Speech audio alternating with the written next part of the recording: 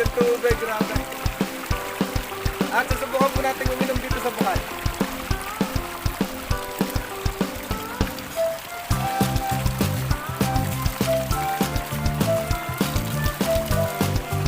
Grabe, labis pala ng tubig guys dito sa bukal.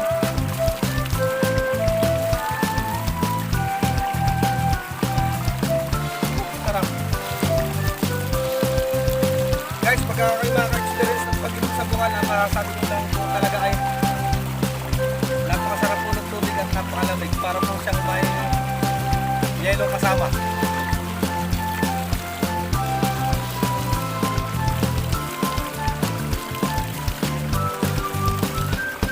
Tama-tama po yung pag-inom ko dito at medyo nauho po talaga ako sa mahaba ko pong biyahe. Bali po ako ngayong araw na Sabado ay solo rides lang po. Solo lang